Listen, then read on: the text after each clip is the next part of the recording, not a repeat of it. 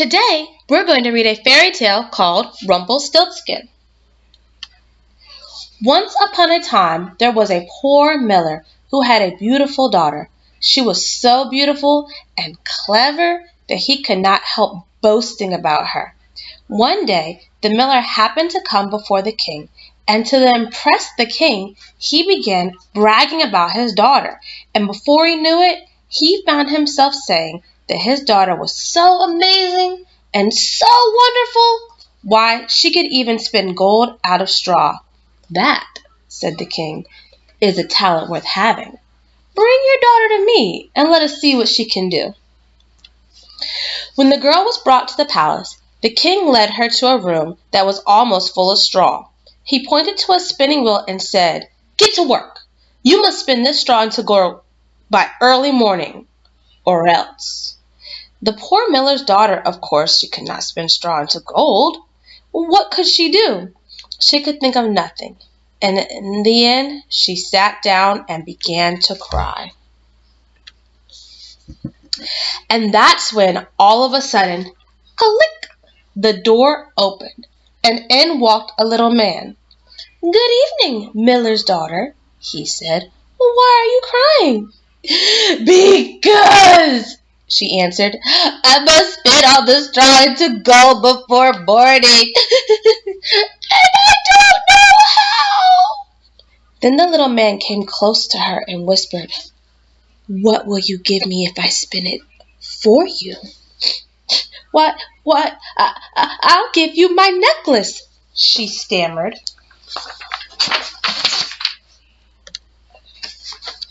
The little man took the necklace, stood at the spinning wheel, and he spun, and by sun up, all the straw had been spun into gold. When the king arrived at sunrise, he was amazed. But the sight of all that gold made the greed for more grow in him. So the king took the miller's daughter to a larger room filled with yet more straw, and told her that she must spin all this into gold in one night. Again, the girl did not know what to do and sat down to cry. Then, click, the door opened, and in walked the little man. "Crying again, I see," he said. "So I suppose you have to spin all this into gold too. Well, what will you give me if I do it for you?" "The ring from my finger," answered the girl. So the little man took the ring, stood at the spinning wheel, and he spun, and by sunup all the straw had been spun into gold.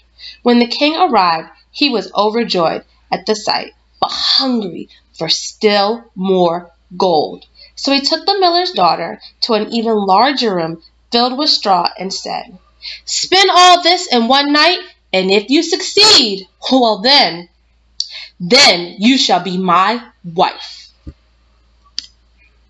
The king had hardly left the room when, click, the door opened, and in came the little man asking, "What will you give me if I spin all the straw for you one more time?" "I have nothing left to give," the girl answered sadly. "Then promise me this," said the little man. "Promise me that when you are queen, you will give me your first child." The miller's daughter thought there really was very little chance that she would ever be queen, and so she promised, and the little man set to work at once. By morning, the gold was piled so high that it reached the ceiling.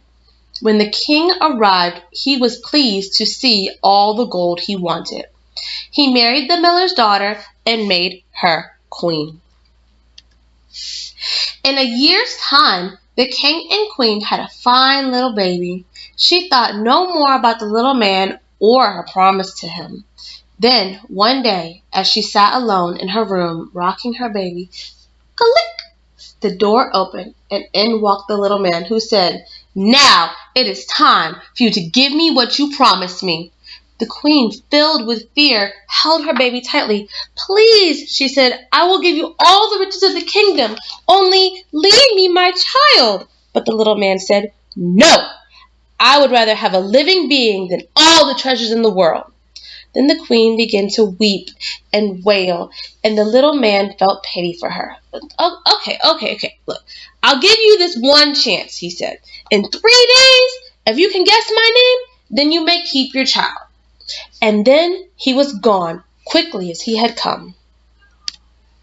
The queen lay awake all night, thinking of all the names she had ever heard. She sent a messenger to ride through the land and collect all the names that could be found.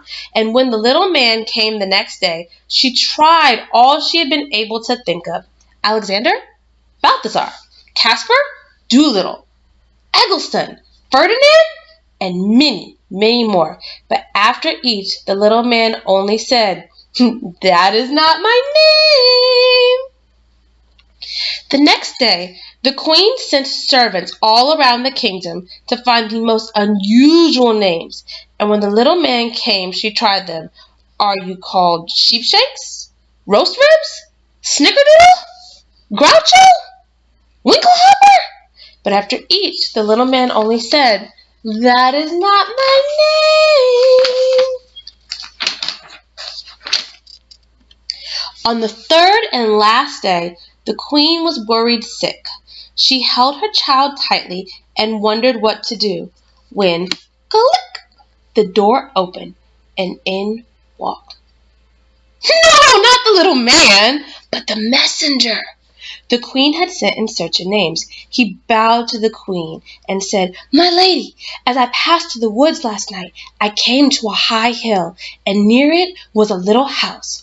And outside the house a fire was burning, and around the fire danced a funny little man.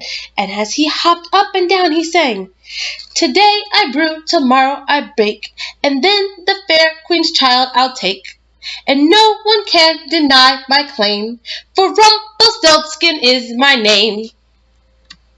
The messenger left, and almost as soon as he had gone, the little man arrived.